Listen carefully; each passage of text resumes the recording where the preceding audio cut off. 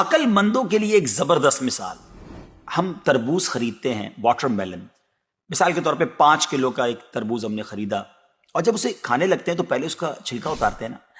5 کلو میں سے کم از کم 1 کلو کا تو چھلکا نکل جاتا ہوگا، یعنی آلموسٹ 20%، 20% تو کم ہو جاتا ہے. مگر کیا کبھی ہمیں افسوس ہوتا ہے اس کا؟ کیا ہم سوچتے ہیں کہ ہم نے تو تربوز چھلکے کے ساتھ خریدا، چلو آج چھلکے کے ساتھ ہی کھا لیتے ہیں؟ ایسا نہیں کرتے نا.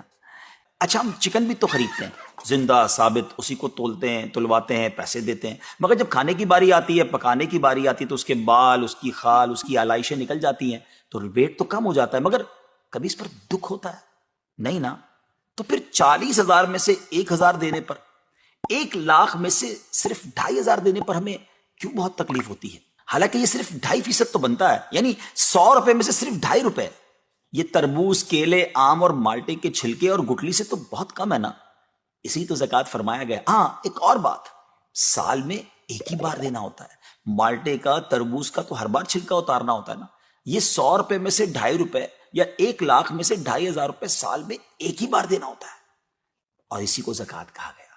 کیا برکت والا کام ہے یہ. مال بھی پاک، ایمان بھی پاک، دل اور جسم بھی پاک، اور معاشرہ بھی خوشحال. اتنی معمولی رقم، یعنی 40 روپے میں سے صرف 1 روپے، اور فائدے کتنے زیادہ، اجر کتنا زیادہ، برکت کتنی زیادہ. تو اب اپنی زکوٰۃ ہم نے پوری دینی ہے.